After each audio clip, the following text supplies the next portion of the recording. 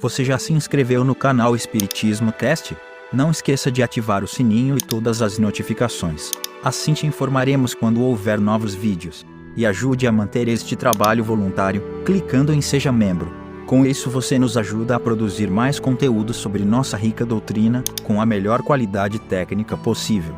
E não se esqueça de clicar no like e compartilhar com seus amigos. Gratidão pela sua presença.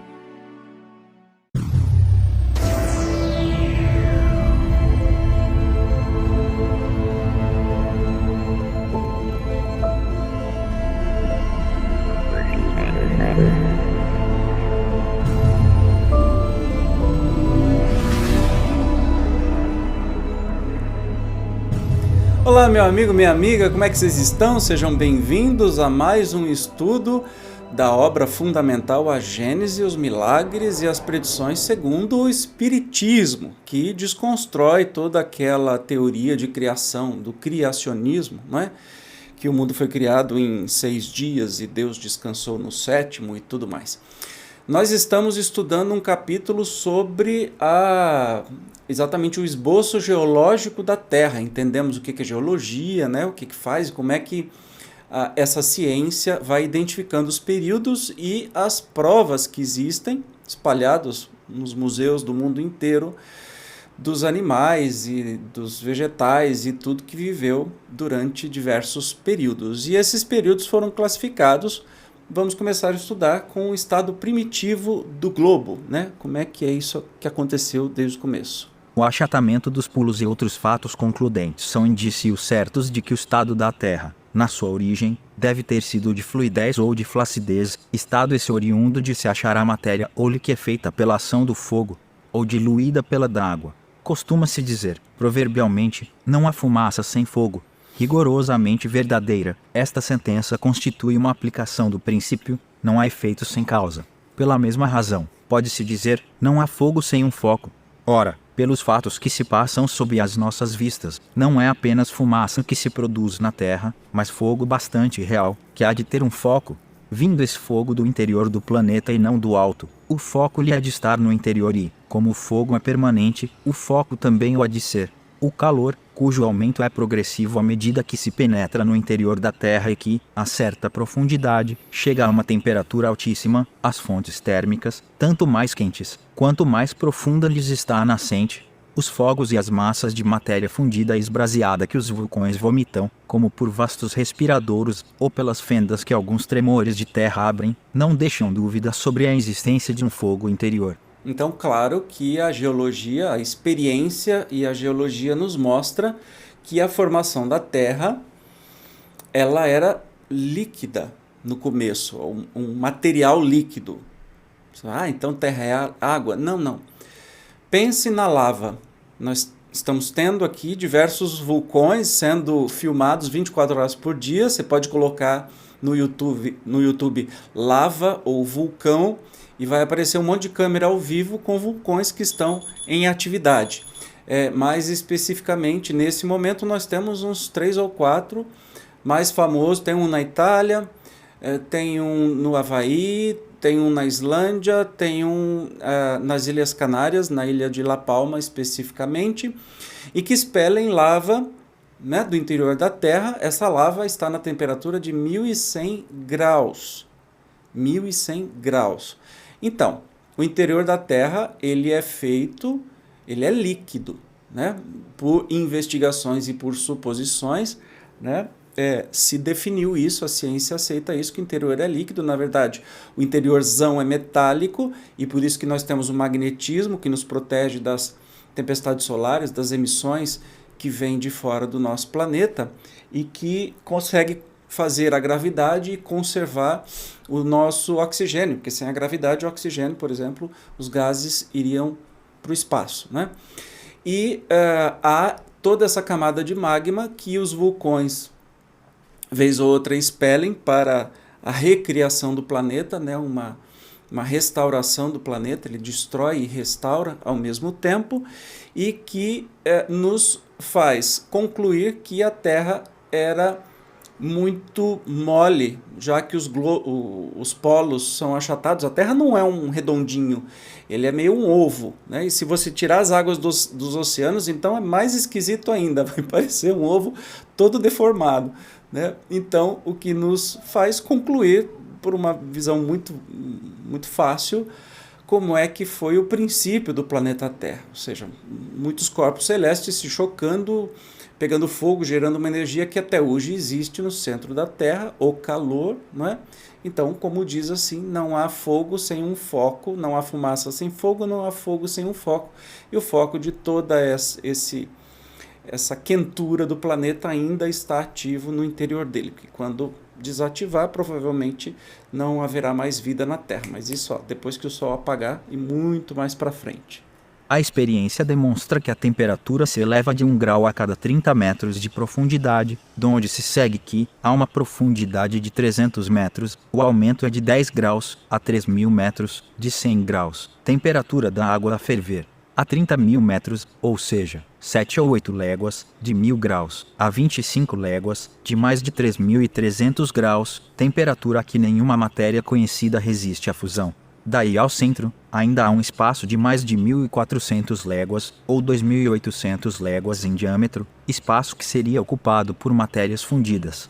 Eles vão nos levando a uma conclusão, né, diante dos conhecimentos que existiam da época, mas continuando. Conquanto não haja aí mais do que uma conjetura, julgando da causa pelo efeito. Tem ela todos os caracteres da probabilidade e leva à conclusão de que a Terra ainda é uma massa incandescente recoberta de uma crosta sólida da espessura de 25 léguas no máximo, o que é apenas a 120 a parte do seu diâmetro. Proporcionalmente, seria muito menos do que a espessura da mais delgada casca de laranja. Aliás, é muito variável a espessura da crosta terrestre, porquanto há zonas, sobretudo nos terrenos vulcânicos, onde o calor e a flexibilidade do solo indicam que ela é pouco considerável. A elevada temperatura das águas termais constitui igualmente indício de proximidade do foco central. Então, ainda somos uma bola de fogo. Só que tudo quente com uma casquinha. Imagine uma laranja, tudo quente com uma casquinha em volta. Essa casquinha em volta é a crosta, é onde a gente vive, né? E consegue explorar muito pouco de profundidade, por mais que a gente se aventura, ainda consegue muito pouco porque é tudo muito quente. Derrete todos os materiais, não daria, não valeria... Não daria para fazer. Nas áreas vulcânicas, onde tem vulcões, essa crosta é muito mais fina, que permite a passagem da lava. Assim sendo, evidente se torna que o primitivo estado de fluidez ou de flacidez da Terra há de ter tido como causa a ação do calor e não a da água. Em sua origem, pois, a Terra era uma massa incandescente. Em virtude da irradiação do calórico, 57 deu-se o que se dá com toda a matéria em fusão, ela esfriou pouco a pouco, principiando o resfriamento, como era natural, pela superfície, que então endureceu, ao passo que o interior se conservou fluido. Pode-se assim comparar a Terra a um bloco de carvão ao sair ígneo da fornalha que sua superfície se apaga e resfria, ao contato do ar, mantendo-se-lhe o interior em estado de ignição cedilha maiúsculo O, conforme se verificará, quebrando-o. Ignição, Zezinho, ignição. Então, uma observação assim, estima-se que a espessura da crosta seja de 6 km no leito dos oceanos e 40 km na crosta continental. Então, como um bloco de carvão, na verdade, se você vê a erupção vulcânica, você vê a lava, às vezes você vê uma camada preta andando, especialmente de dia, uma camada de rocha preta se movimentando, mas quando vem à noite você percebe o brilho. Na verdade, a rocha, quando entra em contato com o ar, ela se resfria. Mas dentro dela está incandescente ainda e está na temperatura de 1.100 graus. Então é a mesma coisa que aconteceu com o planeta Terra. O que a gente vê num vulcão é exatamente o que aconteceu no planeta Terra. Na época em que o globo terrestre era uma massa incandescente, não continha nenhum átomo a mais nem a menos do que hoje. Olha que curioso, né? Apenas sob a influência da alta temperatura, a maior parte das substâncias que a compõem e que vemos sob a forma de líquidos ou de sólidos, de terras, de pedras, de metais e de cristais, se achavam em estado muito diferente, sofreram unicamente uma transformação. Em consequência do resfriamento, os elementos formaram novas combinações. O ar, enormemente dilatado, quando se aquece ele dilata, de certo se estendia a uma distância imensa. Toda a água forçosamente transformada em vapor, se encontrava misturada com o ar. Todas as matérias suscetíveis de se volatilizarem, tais como os metais, o enxofre e o carbono, se achavam em estado de gás. O da atmosfera nada tinha, portanto, de comparável ao que é hoje. A densidade de todos esses vapores lhe dava uma opacidade que nenhum raio de sol podia atravessar. Se nessa época um ser vivo pudesse existir na superfície do planeta, apenas seria iluminado pelos reverberos sinistros da fornalha que lhe estava sob os pés e da atmosfera esbraseada. Ele nem sequer suspeitaria da existência do Sol. Que coisa linda, quase uma linguagem poética, mas parece que a gente está assistindo um programa da Discovery Channel, né? Parece que eu estou vendo aquelas animações de como é que o planeta era nessa sua formação, né? Onde a água não era liquefeita, porque o solo era puro fogo, então a água era sempre vapores, e essa água veio do espaço, sempre, né? Toda a água que a gente tem no planeta, e que realmente nada foi acrescentado a não ser os corpos celestes que traziam, né? Há teorias até que a vida veio de fora, em meteoritos, em corpos que atingiram o planeta Terra, né? Outras dizem que ela foi criada, acaso não foi, eu tenho certeza absoluta, né? Mas todas essas substâncias aqui foram se transformando.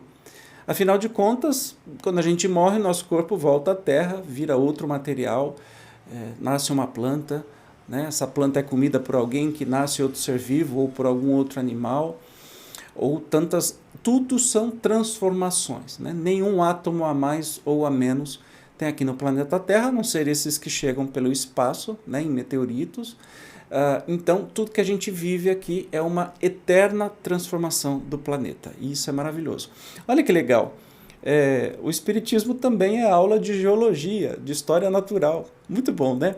No próximo programa nós vamos falar sobre o período primário, essa classificação depois dessa criação do planeta incandescente, que veio de choques de materiais vindos do Big Bang, né?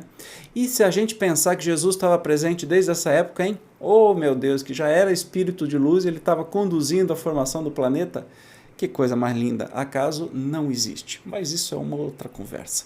Eu te espero, então, no próximo episódio, que nós vamos estudar o período primário. Até lá. Tchau.